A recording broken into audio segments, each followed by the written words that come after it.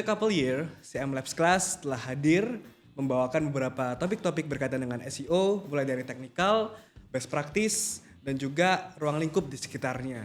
Namun, tak jarang juga beberapa di antara audiens kami dan juga rekan-rekan kami mempertanyakan, kira-kira would it be possible bahwa SEO is dying? Tak jarang juga rekanan kami pernah menyampaikan kepada kami apakah CM Labs di 2023 hingga tahun-tahun berikutnya akan tetap dapat survive di dunia SEO. Mengapa pertanyaan tersebut bahkan bisa ada? Mari kita lihat sebuah fenomena di mana sekarang orang-orang memiliki kecenderungan untuk mendapatkan informasi dari AI.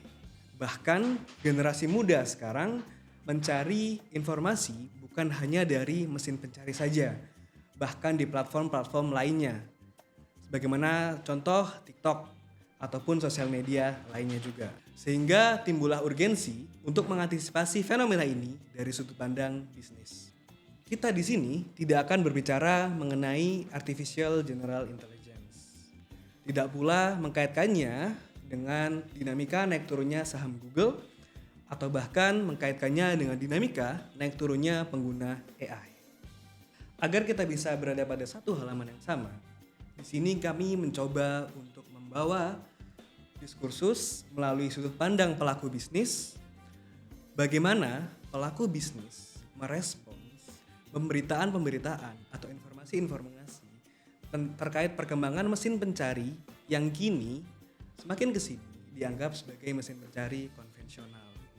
Dikaitkan pula dengan perkembangan AI generatif dan lonjakannya, dan bahkan sampai ada istilah AI generatif sebagai mesin pencari baru.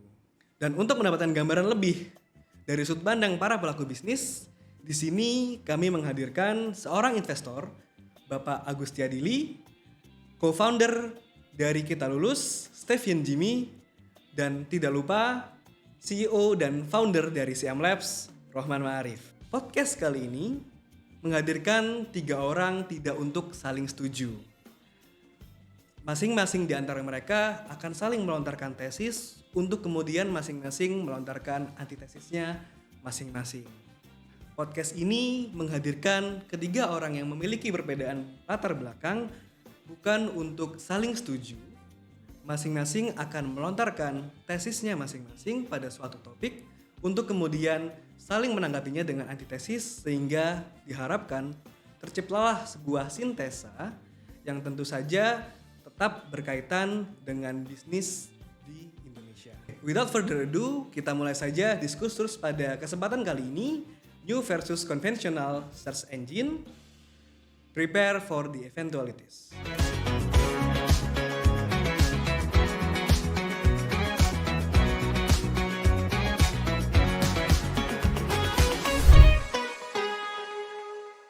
Halo semuanya, kenalin aku Rohman Ma'arif, founder dari CM Labs. Dan kali ini kita ada di edisi ke-24 CM Labs Class. Dan di edisi yang terakhir ini, di penghujung tahun kami berupaya menampilkan sesuatu yang berbeda. Di sini saya akan ditemani oleh Pak Agus Tiadili dan Bro Jimmy dari Kita Lulus. Kita bertiga akan berdiskusi dan ruang diskusi ini nanti akan kita batasi dalam konteks search engine dan generative AI. Dan kami di edisi ini punya judul yaitu New versus Conventional Search Engine, Prepare for the Eventualities. Baik, untuk memulai ini saya akan langsung bertanya ke Pak Agus dan Bro Jimmy. Coba dong diceritain pengalaman Pak Agus dan Bro Jimmy pakai Google dan pakai apapun generative AI-nya hari ini versus beberapa bulan yang lalu. Silakan Pak Agus. Oke, mungkin saya yang mulai dulu ya. Iya.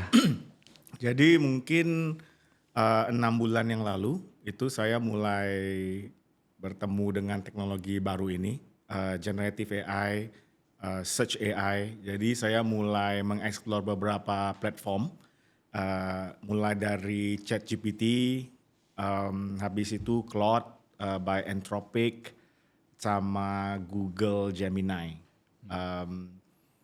Dan terakhir saya nempel ke satu teknologi yang namanya Perplexity.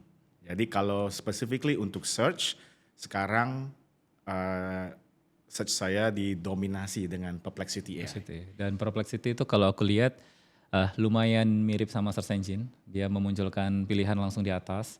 Dan beberapa kalau kita lihat di data internal kita, memang somehow Perplexity punya posisi nomor 1 daripada generative AI yang lain di klien-klien kita di dalam referral traffic ke dalam website. Oke, thank you. Karena memang dari segi experience-nya lumayan mirip. Perplexity dibangun khusus untuk berkompetisi dengan sama Google search Search. engine. Yes, Jadi yes. it is a search AI technology. Ya. Oke, thank you, Bro Jimmy. Sama sih pakai Perplexity. Oh iya? Iya. Oke. Use case-nya cukup banyak. Kalau misalnya contohnya waktu itu istri saya mengeluh ada sakit apa, symptoms-nya saya masukin aja dan istilahnya dari sana istilahnya kita bisa langsung identify beberapa possible root causes. I see. Karyawan saya juga istilahnya lagi keluh ada sakitan, saya coba istilahnya mendiagnosa pakai itu dan bahkan itu membantu saya istilahnya untuk mengarahkan orang-orang yang lagi sakit itu ke dokter yang tepat, dokter spesialis apa gitu. Jadi itu sangat membantu ya daripada istilahnya kita harus ngobrol sama dokter langsung, dokter umum contohnya, dokter umum terus harus bilang lagi, oh kamu harus ke dokter apa. Jadi it's in a way itu almost nge-cut satu step untuk ngobrol ke dokter umum. Yes, setuju, bantu streamline kita punya proses di beberapa hal. Thank you. Baik, sebelum kami memulai berdiskusi, saya akan mencoba buat disclaimer dulu supaya nanti pembaca, penonton yang dengerin podcast tahu kita nanti akan kemana. Jadi disclaimer kita nanti akan kami bertiga tidak memiliki latar belakang yang relevan dalam bidang kecerdasan buatan maupun keahlian khusus dalam pengembangan mesin pencari. Posisi kami dalam konteks ini adalah sebagai pelaku usaha yang merespon berbagai dinamika dan pemberitaan terkait mesin pencari seperti Google, Bing, Yahoo, dan sebagainya yang kini mulai dianggap sebagai teknologi mesin pencari konvensional serta lonjakan progres dan adopsi AI generatif di berbagai belahan dunia ya. Bahkan muncul pandangan bahwa generative AI seperti ChatGPT merupakan alternatif mesin pencarian hingga muncul narasi bahwa ChatGPT adalah mesin pencari baru dan sebagainya yang nanti akan kami lampirkan langsung disclaimer-nya di dalam video. Baik.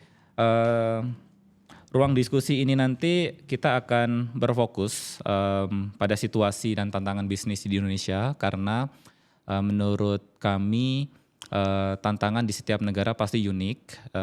Jangankan setiap negara, setiap wilayah itu juga akan unik. Nah, bagi saya ChatGPT itu adalah ejawantah dari kemajuan AI dan generatif AI itu sendiri tadi. Dan sekaligus ini ya merepresentasikan apa yang sedang terjadi hari ini dan sebagainya nanti akan kita bahas juga berkaitan dengan bagaimana hal-hal itu berpengaruh langsung ke beberapa sektor bisnis. Informasi lagi bahwa kami di sini tidak akan membahas hal-hal berkaitan dengan kecerdasan buatan ya seperti Neuro AI, Super Intelligence dan sebagainya. Tetapi bagi saya ChatGPT atau kelompok generatif AI ini lumayan menarik. Mereka seperti punya daya tarik yang kuat sekali dibandingkan berita-berita lain yang biasanya cepat naik juga cepat turun. Nah, kali ini sepertinya berbeda dan pada akhirnya setelah 2 tahun sejak di sekitar 22 November itu diterbitkan dan sekarang udah genap 2 tahun lebih, itu menjadi sesuatu yang harus kami assess dengan hati-hati supaya kami punya langkah yang baik. Itulah kenapa judul kami adalah Prepare for the Eventualities. Baik, kami akan mulai. Ini nanti akan dibagi menjadi 5 bab dan masing-masing bab nanti akan berisi sebuah tesis dan antitesis dan kita akan mulai dari bab pertama ya. Jadi bab pertama ini tentang dominasi model AI generatif. Jadi AI generatif menghasilkan jawaban berdasarkan model dan algoritma yang dirancang untuk memilih jawaban terbaik. Jawaban terbaik. Dalam konteks search engine, jawaban terbaik itu mereka yang nomor 1.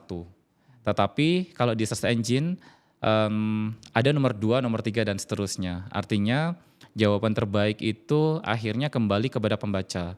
Menurut pembaca yang ranking 2 bisa jadi yang terbaik atau yang lainnya. Tapi di dalam konteks AI ini berbeda. Jawaban terbaik, aku ngomong beberapa AI, mungkin Perplexity akan berbeda karena dia memiliki pilihan. Tetapi yang lain tidak. Beberapa AI itu benar-benar ada seperti klaim bahwa jawaban ini adalah yang terbaik karena dia munculkan tanpa pilihan.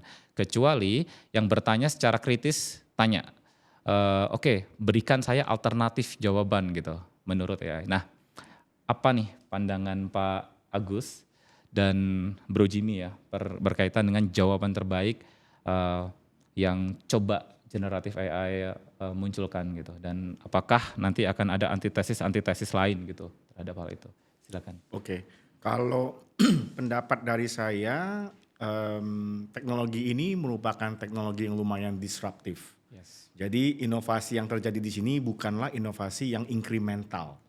Dan gara-gara itu user experience untuk makainya pun juga berbeda.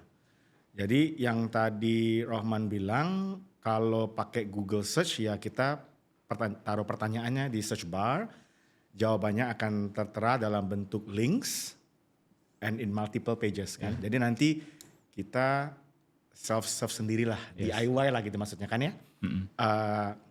Dan mungkin di sana bisa dipikirin banyak orang bahwa itu mungkin lebih bisa selektif. Jadi lu bisa milih apa yang menurut kamu jawaban yang paling tepat. Sedangkan kalau di generative AI teknologi itu lebih ke ngebantu untuk menfilter pilihan mana yang menurut mereka terbaik. Sesuai dengan konteks yang kita beri dalam pertanyaan kita. Iya. Dan itu mungkin akan memberikan dinamika yang menganggap bahwa itu nanti bisa bahaya. Karena Keberagaman ya. ada bias-biasnya mungkin ya yang ter-include lah di dalam suggestion-suggestionnya. Dan jadi mungkin dari pengalaman saya sendiri, menurut saya perspektif pengguna juga harus berubah. Jadi artinya mungkin kita bukan ngomong barang yang mungkin apple to apple gitu. Jadi pengalaman saya sendiri, saya selalu menganggap bahwa teknologi ini itu sebagai analogi yang paling baik yang saya bisa ngerti itu adalah anggap mereka itu sebagai teman berdiskusi yang IQ-nya tinggi. Yes. Dan Setuju. tiap kali saya bertemu dengan teman ini atau bertanya, IQ-nya tambah bagus karena ada training modelnya kan. Jadi kalau dinamikanya dirubah, perspektifnya dirubah seperti itu, ya saya nggak mungkin hanya percaya yang pertama dikasih dong. Jadi kan itu bisa berdebat juga dengan teknologi tersebut. Jadi user experience-nya kalau menurut saya berbeda Oke. dari conventional search engine. Baik. Oke. Pertanyaan coba saya kembangkan untuk Guru Jimmy. Jadi tadi ada dimension berkaitan dengan beberapa hal tentang risiko ya, keterbatasan keberagaman informasi. Karena tadi generative AI mencoba mensimplify dan mereka mencoba untuk memberikan jawaban yang dalam ya quote unquote itu diupayakan itulah yang terbaik. Tetapi di sana akan ada tantangan distorsi informasi. Ketika itu kebayangnya begini, ketika pencarian yang sama ditanyakan oleh orang yang sangat banyak dengan jawaban yang kurang lebih sama, itu akhirnya akan ada semacam opini yang coba diarahkan ke satu titik. Sedangkan kalau dengan search engine pilihannya kan banyak. Mau berapapun orang yang tanya, akhirnya pilihan itu tadi yang terbaik terserah mereka. Mungkin akan ada group of orang itu akan memilih nomor 1, group of orang lagi memilih nomor 2 dan seterusnya. Tetapi yang terjadi di sini tidak. Oke, ketika jawaban tadi bagus, benar-benar valid dan benar-benar kuat informasinya, itu nggak apa-apa. Itu memang jadi solusi yang terbaik justru. Tetapi ketika itu ada bias dan sebagainya, apa nih yang terjadi? Dan dalam konteks usaha, jelas ini akan berpengaruh langsung kepada proses calon pembeli terhadap apapun yang kita jual, produk atau services. Yep. What do you think, Mbak?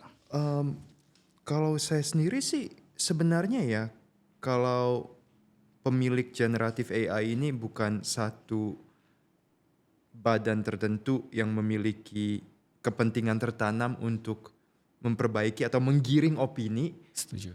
saya sih sebenarnya tidak terlalu concern mengenai jawaban terbaik atau distorsi informasi. Kenapa? Karena ada dua hal yang secara invisible atau tidak terlihat, tapi ini akan menggiring generatif AI tersebut untuk memberikan jawaban terbaik. Yang pertama adalah, insentif generatif AI, ownernya, mereka memiliki insentif untuk memberikan jawaban terbaik dari mesin-mesin tersebut. Karena kalau misalnya mereka tidak memberikan jawaban terbaik, dia akan kalah dengan search engine atau istilahnya generative AI yang lain.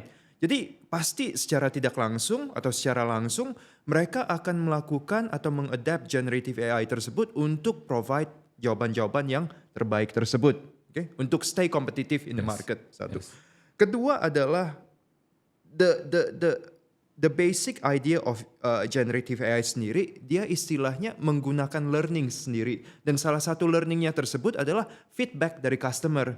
Memang dari tadi Bro Rohman sempat share bahwa istilahnya ada concern pengguna-pengguna yang nggak kritis. Tapi kalau misalnya kita ngambil crowd yang sebegitu besar, kita istilahnya bisa nge-attract ya, atau mengdistil yang namanya wisdom of the crowd. Pasti segelintir dari mereka memiliki seberapa wisdom yang memberikan kasih tahu tanda thumbs up atau thumbs down kepada hal yang tersebut. Dan feedback mechanism tersebut menurut saya itu istilahnya akan mengarahkan generative AI tersebut untuk memberikan jawaban yang terbaik. Yang lebih baik, Lebih ya. baik. Beda cerita jika istilahnya pemilik generative AI tersebut bisa dikontrol oleh pemerintah atau partai tertentu yang bisa menggiring opininya gitu. Setuju.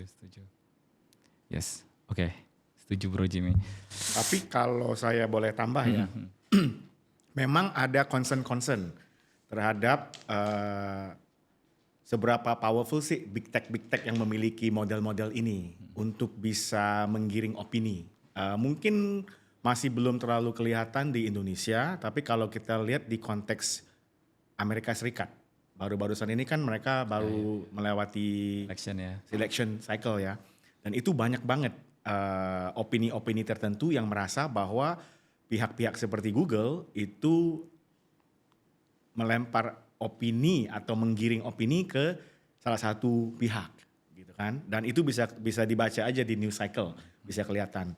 Tapi ternyata pas diinvestigasi lagi itu bukan karena ada bias atau censorship dari Google-nya sendiri, tapi memang konten-konten yang di-crawl dari search engine dan juga dari generative AI tersebut kebanyakannya berasal dari partai tertentu.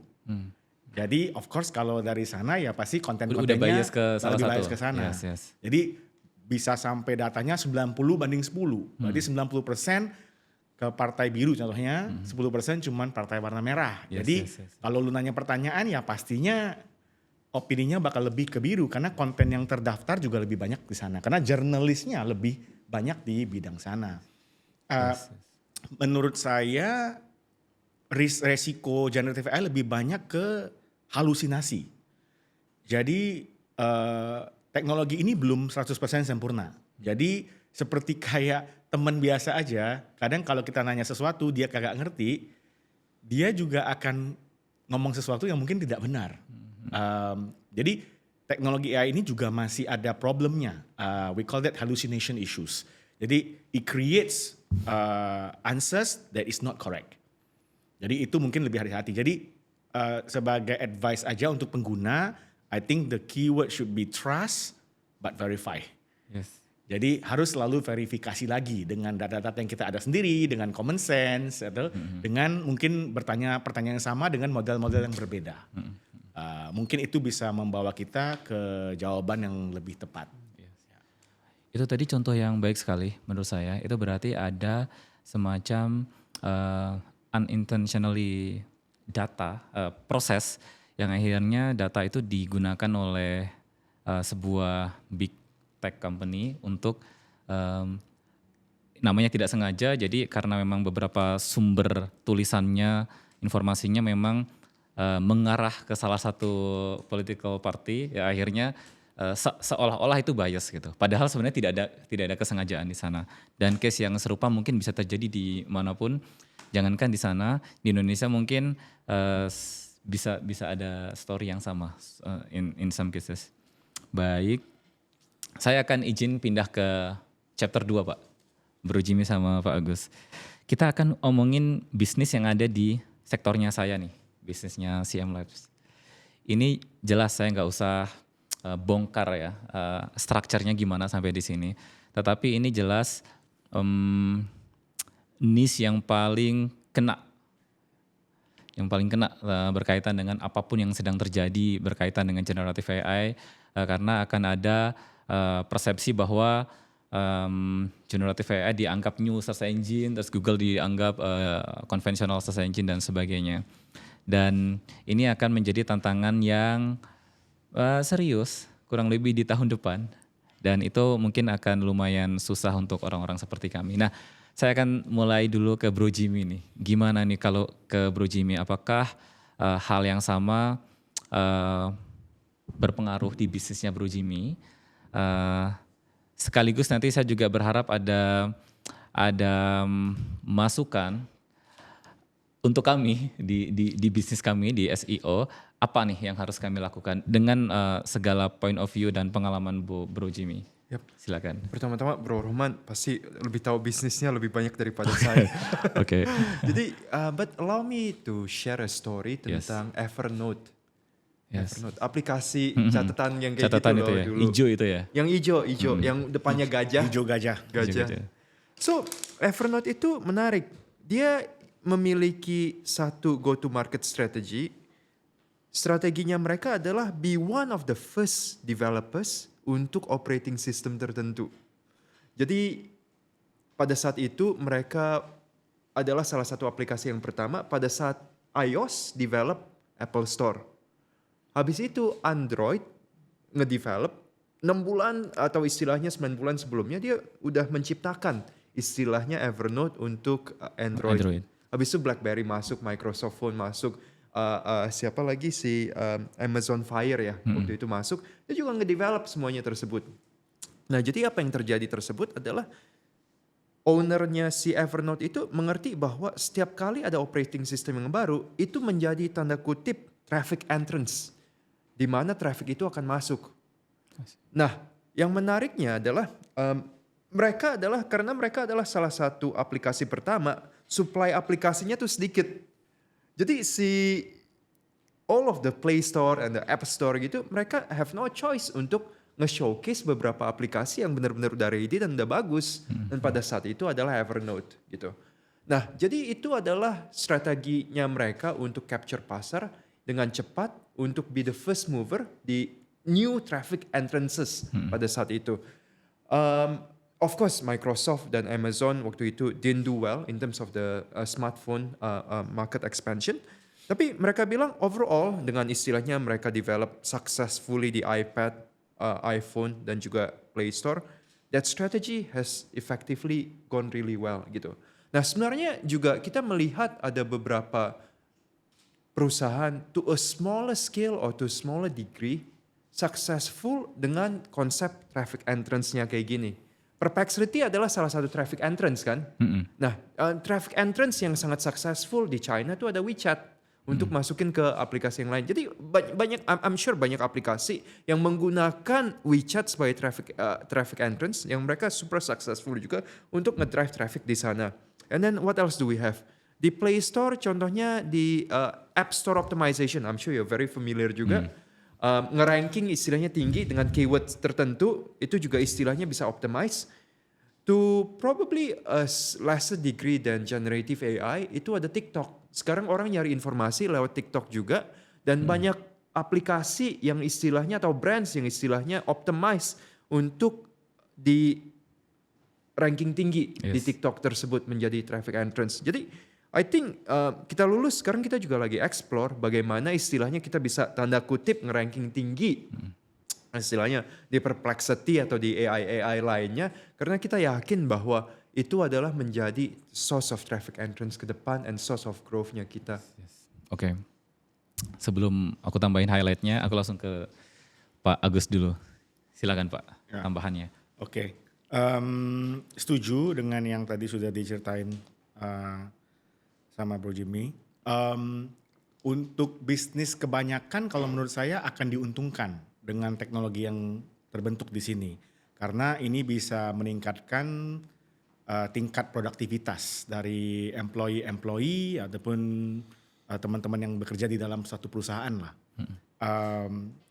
Tetapi pasti ada industri-industri atau niches-niches yang bakal terimpact directly.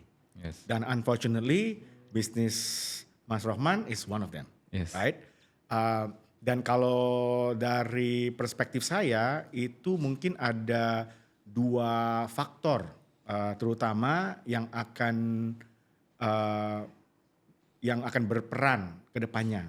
Satu itu search volume akan pindah dari conventional search engine kayak Google sama Bing ke search AI. Apakah itu Perplexity, Claude, ChatGPT. Dan itu juga bisa dilihat langsung dari data. Bahwa yang tadi kita pagi ada diskusi sedikit bahwa volume ini mulai meningkat.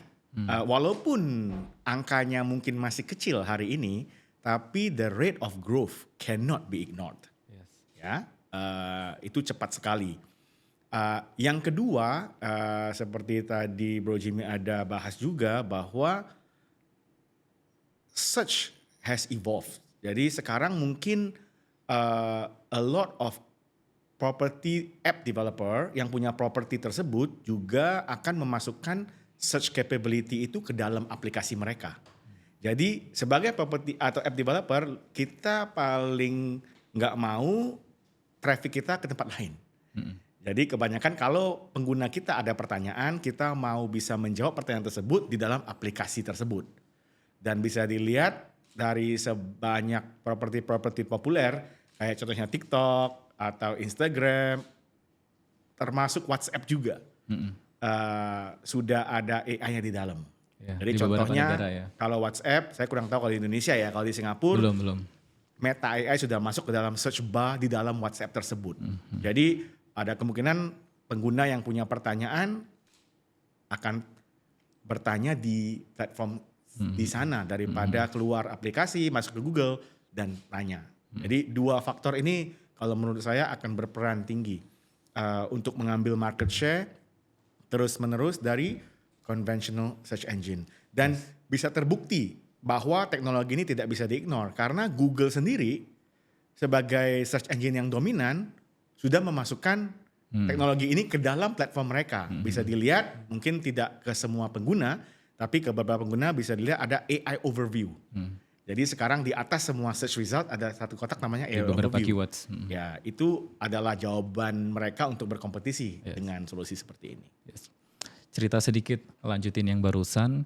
Jadi memang di beberapa klien kita, malah honestly malah hampir semua klien kita itu trafficnya sedang decline. Nah, sedang decline itu karena beberapa hal hipotesa kita itu perpindahan user. Terus hipotesa kedua adalah adopsi tadi yang kalau di Google itu sebutnya SGE ya, Search Generative Experience, yang akhirnya disrupt kita punya traffic source tadi. Kalau tadi Bro Jimmy bilang ini adalah just salah satu traffic entrance, dan yes, pada akhirnya memang begitu. Dan sejujurnya kami juga melihatnya, atau khususnya saya melihatnya itu juga sama, justru ini jadi sesuatu yang positif karena akan menciptakan sesuatu yang, atau menantang kami untuk menciptakan sesuatu yang baru. Bagaimana kita beradaptasi dengan itu, karena basically kita bertahun-tahun belakangan kita nggak cuma beradaptasi sama inilah.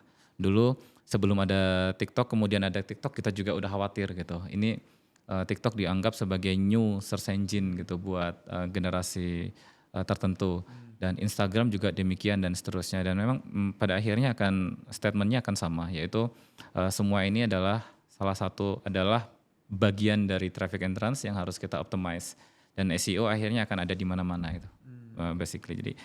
Jadi saya melihat kalau saya ada satu tambahan poin, mungkin Tapi mungkin ekspektasi ke depannya mungkin akan berubah. Kalau ini menjadi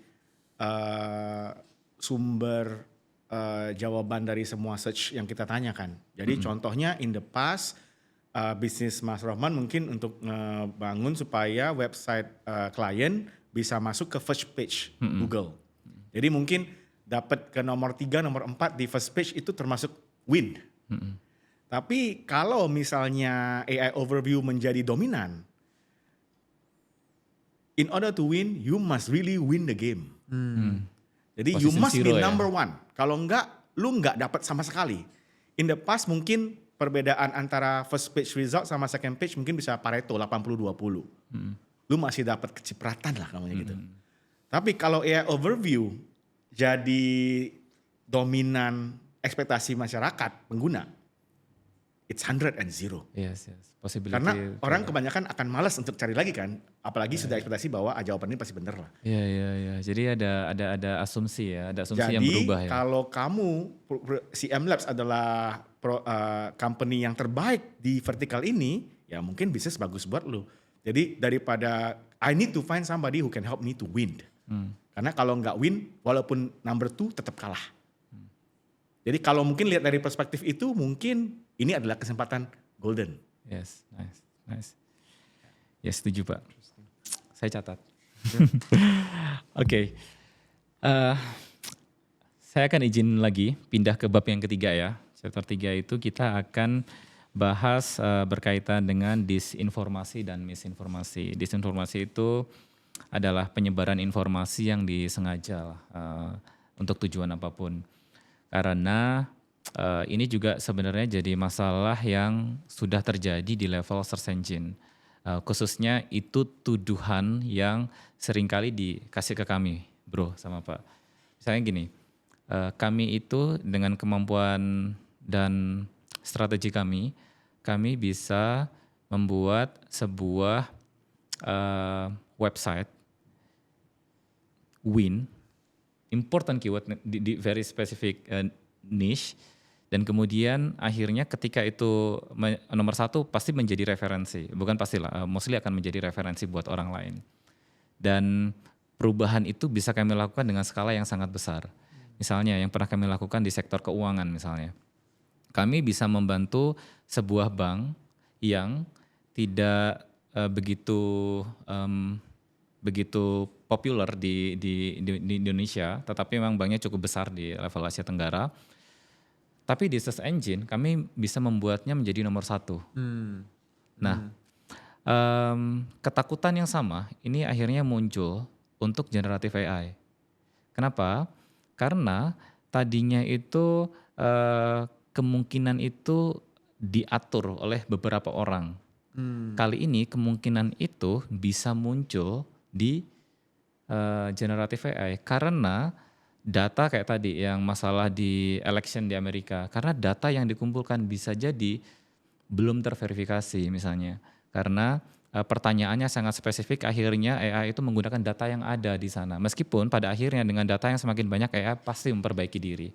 Tetapi dalam prosesnya itu bisa akan terjadi tuh disinformasi, terus misinformasi. Misinformasi itu lebih ke penyebaran informasi salah tapi tidak disengaja ya. Kalau sebelumnya itu disinformasi yang disengaja. Nah, saya butuh point of view nih dari Pak Agus dan Bro Jimmy berkaitan dengan ini. Silakan. Saya mulai dari siapa dulu nih? Pak Agus? Oke.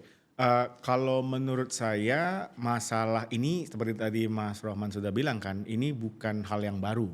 Yes. Jadi di conventional search engine sekarang masalah ini juga sudah terjadi. Yes. Jadi pasti ada kemungkinan besar kalau kita pindah ke platform yang baru, generative AI, masalah ini mungkin akan terjadi juga. Tapi mungkin saya tarik balik poinnya ke jawaban yang tadi di-share di awal oleh Mas Jimmy, bahwa assume good intention dari platform owner. Jadi platform owner ini kan pembisnis ya.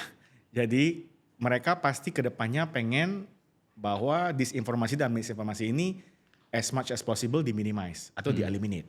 Kalau nggak mungkin di-minimize, kalau tidak mungkin di-eliminate ya paling tidak di-minimize. Jadi pasti ada intention mau ke sananya. Caranya gimana itu mungkin above my pay grade. Saya mungkin kurang tahu di sananya. Dan satu komen lagi mungkin bahwa game generative AI itu adalah game baru dan berbeda dengan game conventional search engine. Jadi mungkin trik-trik untuk bisa menang di game ini mungkin juga akan berbeda. Dan bad actors selalu ada di platform apapun. Dan mereka akan juga belajar trik-trik baru gimana bisa game the system untuk bisa muncul menjadi pilihan jawaban dari generative AI. Apapun platformnya ya. Dan ini adalah cat and mouse game lah antara platform owner sama bad actor ini kan. Dan biasa di big tech itu ada divisi namanya trust and safety. Dan mereka yang biasa akan berinovasi di dalam untuk menjaga integritas jawaban. Supaya kepercayaan dari konsumer itu terjaga. Yes. Mungkin dari platform ownernya pun harus belajar kan. Karena kadang mau tangkap penjahatnya ya lu harus ada penjahatnya keluar dulu nanti baru lu iterate cari solusi kan. Nanti dari sana lihat siapa yang lebih inovatif. Itu lumayan sering dilakukan sama Google ya. Yes. Makanya Google itu kalau mungkin belum terlalu familiar, jadi di Google itu lumayan sering ngelakuin Google Algorithm Update. Itu tujuannya adalah untuk mendapatkan feedback dari sekian bulan dia, kemudian di bulan tertentu dia akan memperbaiki search results-nya dia. Ya setuju. Baik, kalau Bro Jimmy. Ya, thank you. So, pada saat informasi dioper dari satu pihak ke pihak lain, itu kan namanya komunikasi ya. Bisa antara kita itu komunikasi atau pakai AI, pakai TikTok, pakai apapun, itu semuanya komunikasi.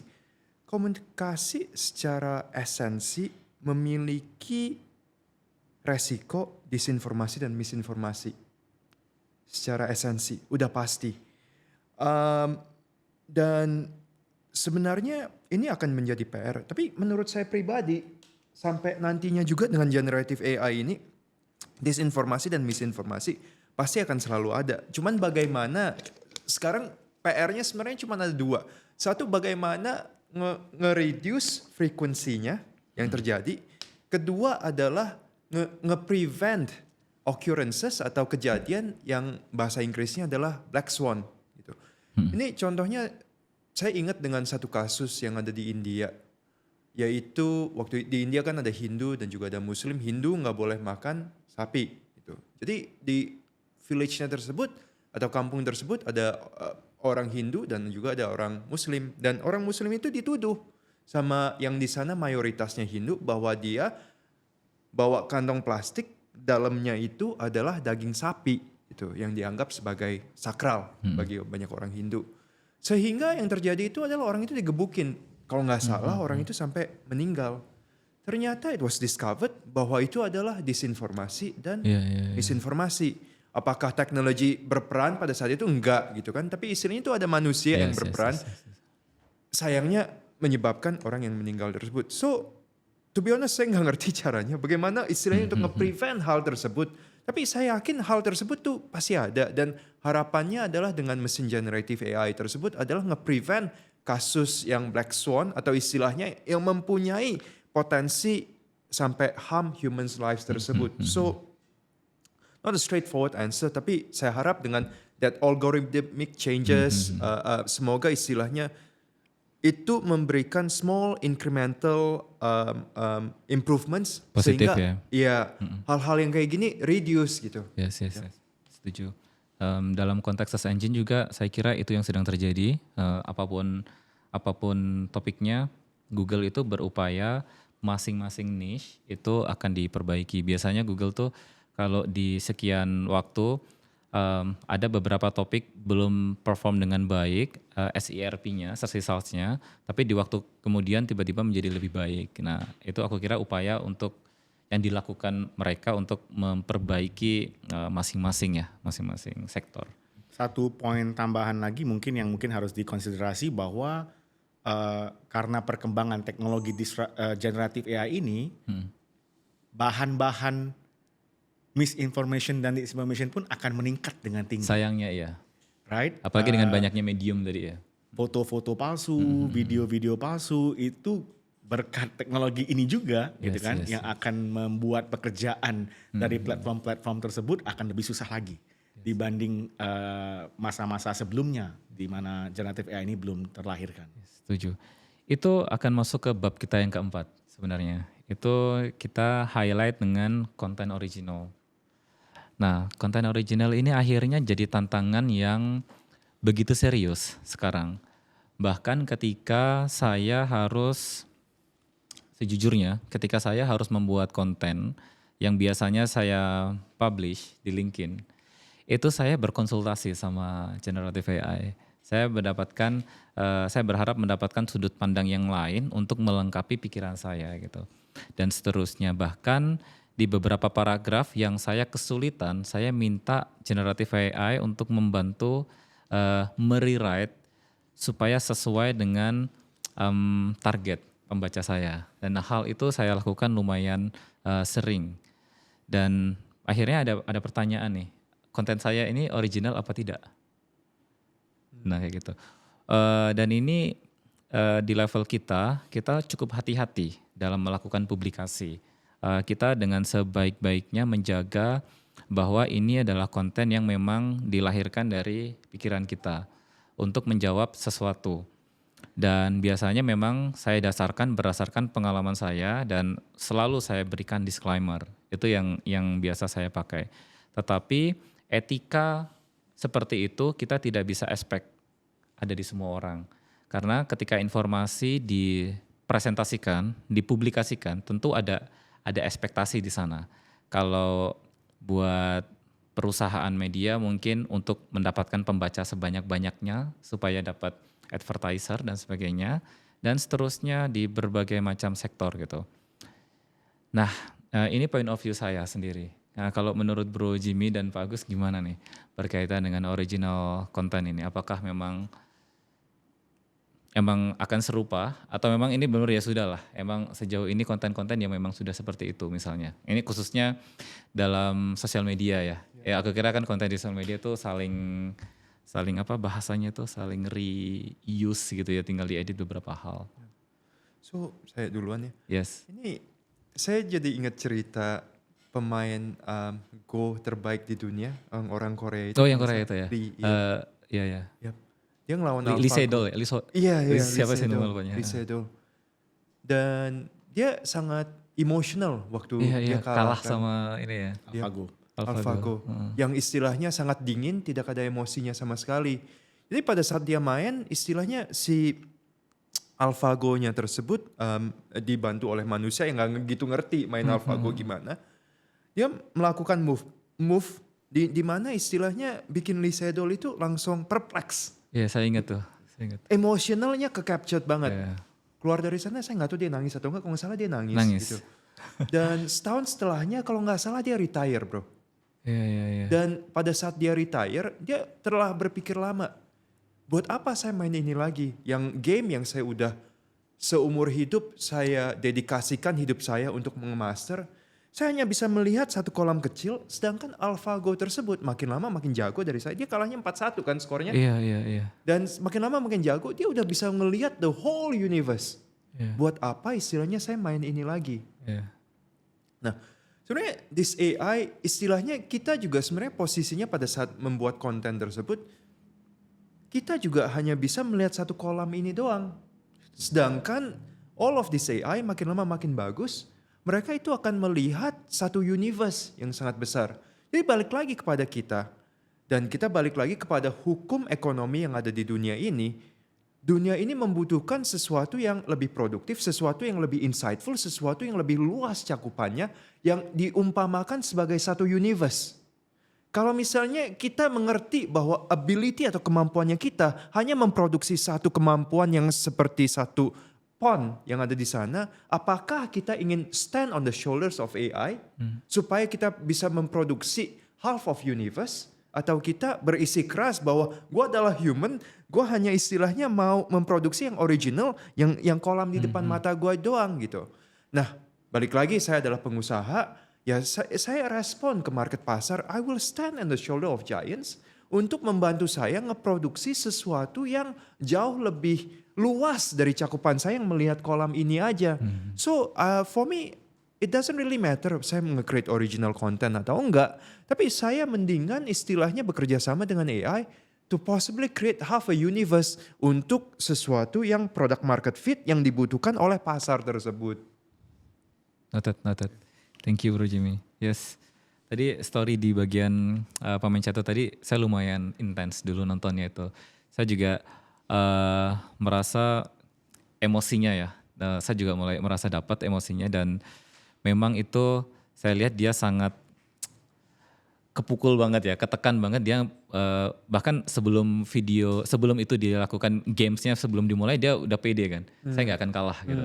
Karena dia udah ya mungkin dia udah dengan berbagai background dia pede banget dan ternyata langsung kalah tuh di game pertama kalau nggak salah. Game kedua atau game ketiga baru dia menang. Tapi kalah terus sisanya. Dan itu memang stressful pasti. Oke, noted. Dan yes, beberapa hal aku setuju. Aku akan lanjutkan ke Pak Agus. Silakan. Ini memang topik yang agak tricky sih. Ya, kalau pendapat pribadi saya ini adalah teknologi yang inevitable. Jadi artinya progress growth of humanity memang menalurkan bahwa ini akan keluar teknologi tersebut. Seperti kayak dulu kalau transportasi kita pakai kuda, habis itu Henry Ford bikin mobil, right? Dan lu mau deny selama apapun, mobil is a superior technology. Yes. Jadi kalau menurut saya teknologi ini adalah teknologi yang superior yang akan membantu humanity untuk bisa lebih produktif. Tapi teknologi ya teknologi, it's just a tool. Jadi nggak ada benar apa salahnya. Jadi cara kita yang memakainya itu benar apa tidak. Di setiap teknologi pasti ada good actor yang menggunakan tool itu dengan baik, ada juga bad actor yang menggunakan tool itu dengan yang tidak baik. Kita bisa lihat contohnya internet. Internet bisa bikin kita ada komunikasi, access to informasi, tapi bisa juga untuk pornografi, right? Tapi ya apakah itu salah internet? Internet is a technology gitu, yang dipakai oleh pemain-pemain di pasar, di marketplace. Jadi dan follow up dari sana, Mas Rohman dia nanya soal originality. Mungkin konsep originality-nya juga akan berubah gitu. Dan menurut saya hybrid kombinasi antara human sama teknologi, in this case particular case is AI, mungkin akan menghasilkan hasil yang jauh lebih baik daripada apakah itu AI sendiri ataupun human sendiri. Dan originalitas itu kan memang salah satu feature yang dimiliki oleh manusia. Kreativitas katanya kan. Basically mungkin kita ada expertise di beberapa hal atau bidang dan kita bisa connect the dots yang mungkin orang lain nggak bisa lihat. Therefore you come up with new original ideas. Tapi kalau dengan AI, kalau menurut saya potensi itu terjadi akan lebih tinggi. Karena kalau saya balik lagi ke analogi awal yang saya sharing tadi, anggap aja AI itu sebagai teman baik untuk diskusi yang punya IQ tinggi. Jadi kalau pengalaman saya sendiri, kalau saya punya satu ide dan saya nggak ngobrol sama orang lain, saya mikir di ruangan sendiri, hasilnya selalu tidak lebih maksimal dibanding saya ngobrol sama teman-teman saya yang menurut saya mungkin bisa kasih saya perspektif yang saya nggak ada sebelumnya. Dan kayak kita ngasah pisau lah, jadi ada orang yang memberikan devil's advocate, ada yang pro, ada yang kontra, dan setelah proses itu terjadi, mungkin proses itu kurang enak. Tapi setelah proses itu terjadi, perdebatan itu, hasil pemikiran saya akan lebih jelas dan lebih jernih. Dan itu konsisten. Dan menurut saya kalau pengguna menggunakan teknologi AI dengan perspektif seperti itu, hasilnya akan lebih baik. Thank you Pak, thank you bro. Bagus banget.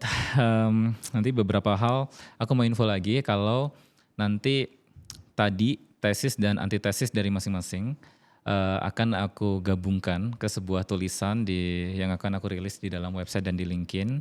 Terus nanti di sana sintesa yang coba aku gabungkan akan aku share semua di sana dari masing-masing. Nanti aku akan lihat lagi videonya ya.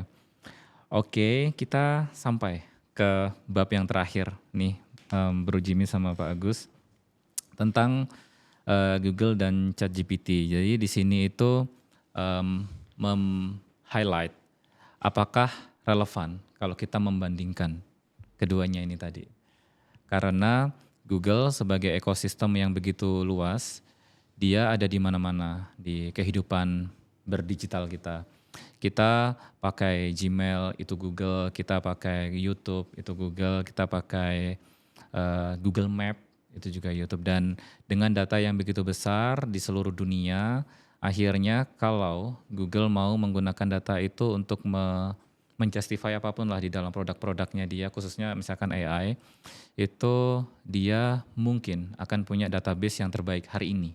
Karena dengan ekosistem dia yang begitu besar, aktivitas kita ada semua di situ. Bahkan di mana kita kerja itu pakai Google Workspace gitu. Kita berchatting, kita bekerja, semuanya kita simpan datanya di sana.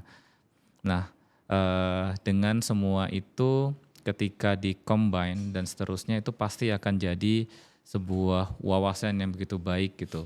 Relevan banget dan real time gitu, jelas. Karena aku aja mau kemana pasti Google jadi tahu gitu kan.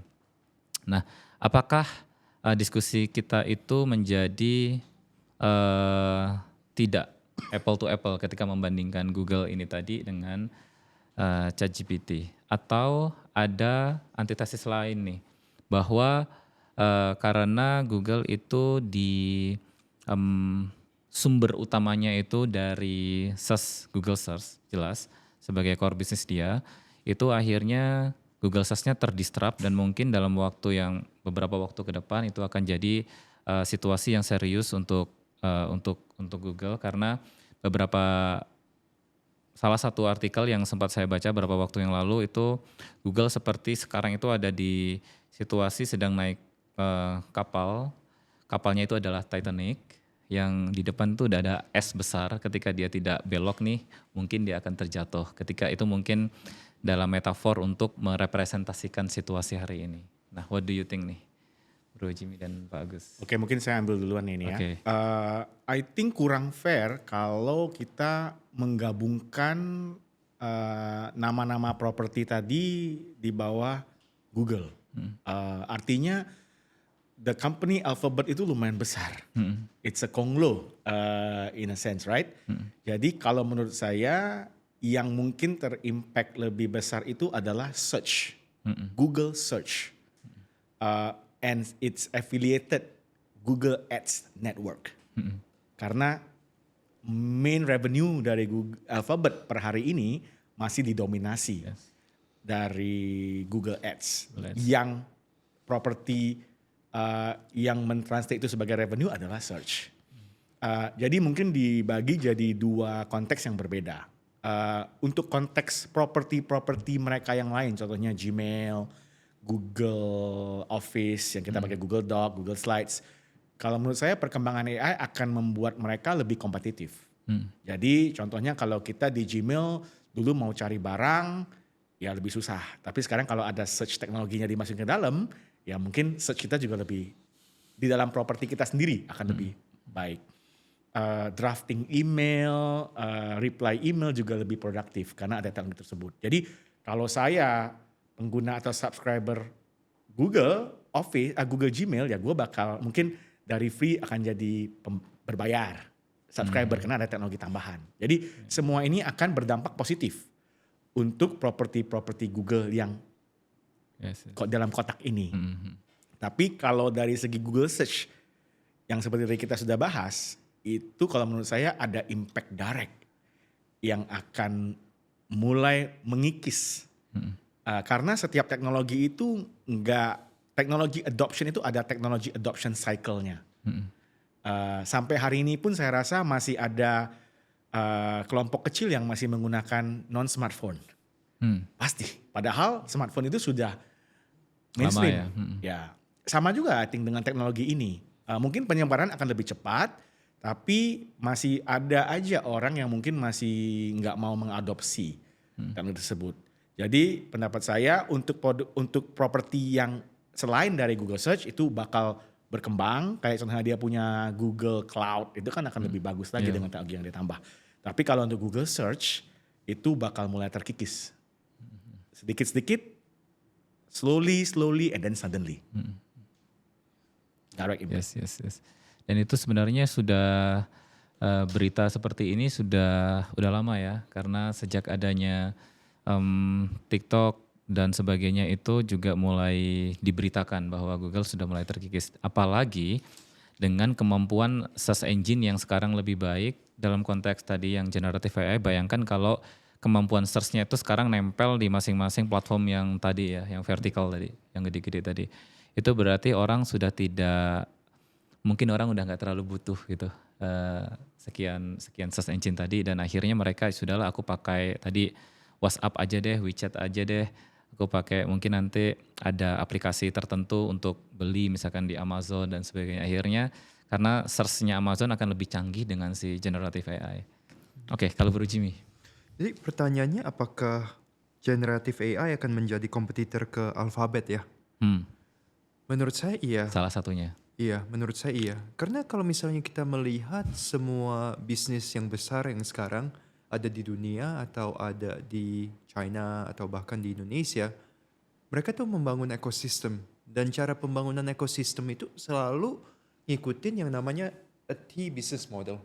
Jadi vertikal pertama mereka masuk dulu dengan istilahnya user base yang kuat, itu menjadi fondasi. Karena use case-nya udah banyak nih. Kita ambil aja waktu gitu Gojek pertama dibangun. Gojek itu istilahnya untuk nganter manusia dulu ya. Karena istilahnya asetnya sama kan. Istilahnya ada driver, ada motor. Jadi istilahnya bisa nganter barang.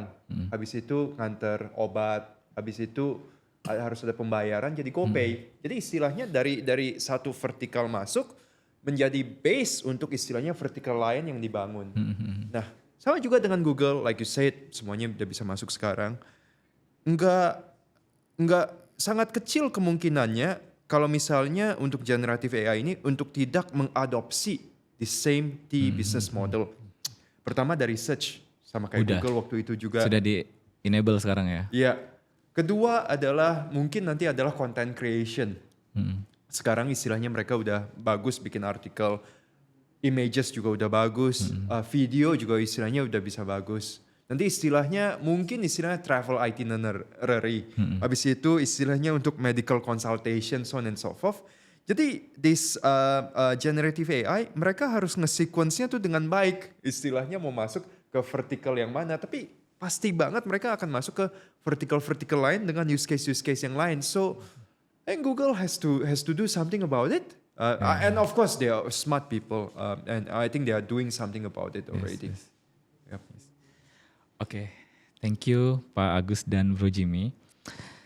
Ini kita udah selesai dan nanti saya akan coba memberikan sintesanya ya di artikel. Tetapi sebelum ini berakhir, saya akan bawakan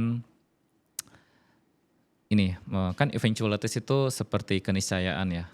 Dia adalah dua hal, positif dan negatif. Positifnya, eventualities itu adalah sebuah potensi hasil. Atau di dalam konteks saya, misalnya bisnis ini berarti ini adalah sesuatu yang justru memperkaya bisnis kita atau menambah use case supaya kita bisa enable revenue stream baru misalnya. Tetapi di waktu yang sama juga ada konsekuensi. Konsekuensi dari salah satu lini revenue stream tadi itu harus kita assess lagi dengan baik supaya setidaknya kerugian kami tidak terlalu besar. Misalnya dalam konteks sekarang kan core bisnis kita sekarang dapat duitnya itu dari search engine gitu, dari Google specifically karena di Indonesia emang majority di Google dan klien-klien kami memang men-challenge kami untuk menyelesaikan masalah mereka dalam traffic generator dari Google ke dalam bisnisnya mereka. Nah, konteks the eventualities ini dari sisi Pak Agus dan Bro Jimmy seperti apa nih? Dari masing-masing point of view. Dalam tadi ya, dalam pembagian dua hal ya, positif dan negatif. Silakan. Ya, seperti saya bilang ya, dari mungkin poin penutup saya itu adalah setiap teknologi pasti ada pros dan kontranya. Tapi jangan gara-gara ketakutan terhadap kontranya kita malah tidak memakai teknologi tersebut. Dan menurut saya perkembangan teknologi ini sangat penting untuk humanity. Teknologi ini tidak boleh dianggap remeh. This is a disruptive innovation yang memberikan democratizations of access to people that in the past tidak punya dapat akses tersebut. Mungkin saya bisa kasih contoh di beberapa hal. Contoh satu, in the past cuman orang kaya yang bisa akses personal trainer. Tapi hari ini kalau kita mau bikin personalized gym exercise plan, ChatGPT bisa jawab, bisa membantu. Dulu cuman orang kaya yang bisa hire tour guide untuk bisa bikin exhaustive travel itinerary. Tapi sekarang semua orang punya akses tersebut. Dan mungkin hal yang terakhir, dulu cuman orang kaya yang bisa cari dokter spesialis yang mahal-mahal.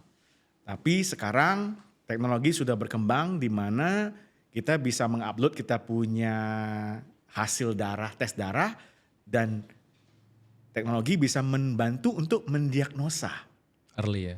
early. Mungkin belum 100%, tapi paling tidak bisa memberikan akses informasi yang sebelumnya tidak ada. Yes. Jadi this is an important technology bukan hanya untuk orang kaya, tapi malahan untuk orang-orang mainstream. Di negara-negara bukan hanya untuk yang develop, tapi juga negara-negara yang developing. Yes.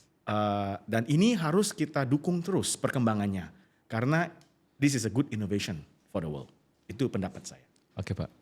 Bro Jimmy. Ya, thank you. It's good points. Saya belum pernah pikir dari istilahnya angle usage-nya tersebut. Tapi kita pengen ngebahas tentang revolusi. Jadi mungkin sekarang ini kita going through information revolusi. Manusia, humanity ya. Sebelumnya kita kan ada go through yang namanya industrial revolution. Sebelumnya lagi adalah agriculture revolution. Tapi dengan setiap adanya revolusi tersebut, apa yang terjadi adalah output per kapita per manusia tersebut meningkat. Dulu yang istilahnya kita nggak bisa agriculture, jadi hunter-gatherer tersebut, ya kita cuma bisa produksi berapa banyak doang sih makanannya. Setelah ada agriculture revolution, beratus-ratus, beribu-ribu kali lipat gitu. Dengan adanya industrial revolution, yang dulu satu manusia tersebut istilahnya bisa ngejahit, contohnya cuma 5 baju per hari, dengan mesin bisa 500 baju. Gitu. Jadi 100 kali lipat kenaikannya.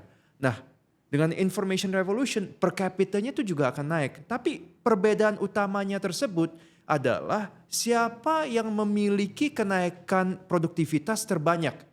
Pada saat industrial revolution tersebut, itu istilahnya kenaikan produktivitasnya tuh lumayan spread out antara the top class and the middle class and the middle low class kayak gitu. Jadi dengan aksesnya tersebut mereka bisa memproduksi yang kayak 500 kayak gitu.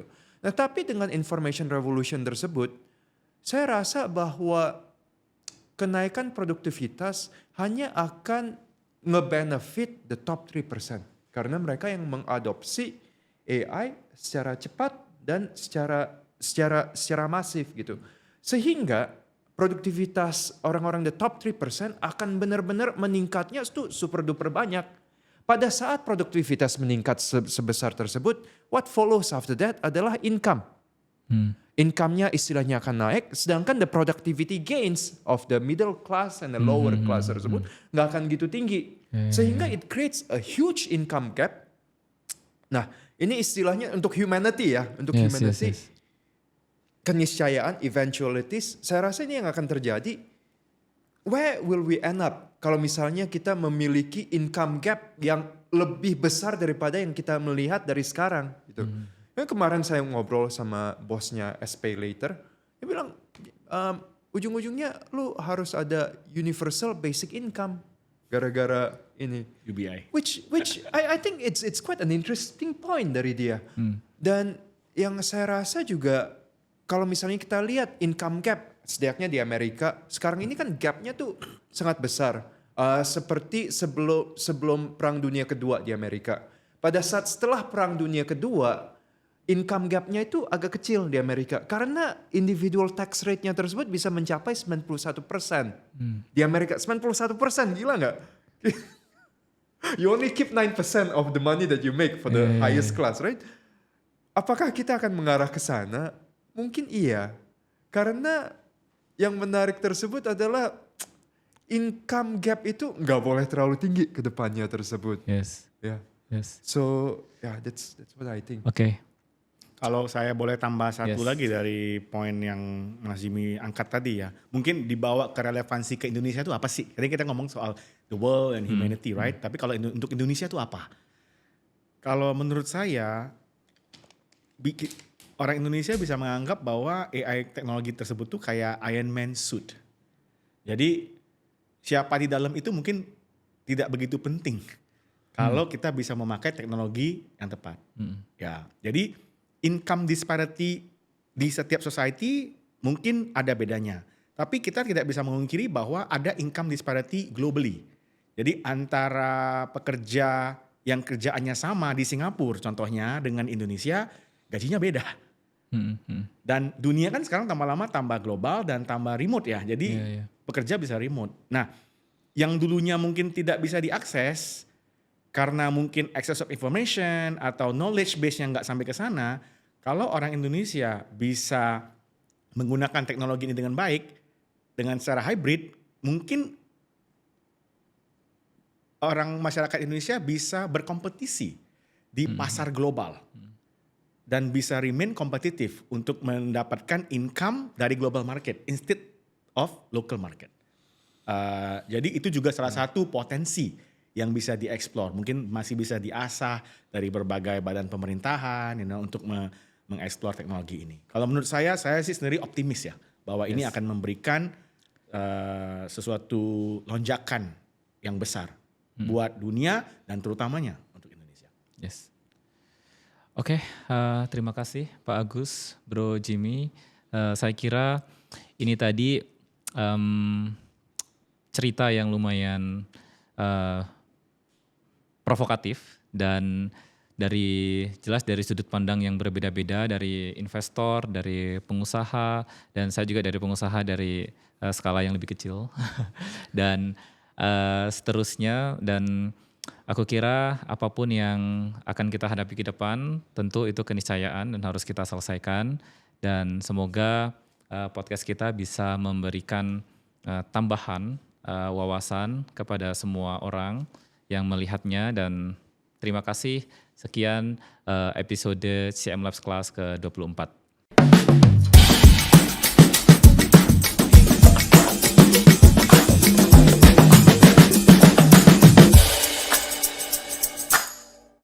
For whoever who still be here, terima kasih banyak sudah aware terhadap topik diskursus kali ini.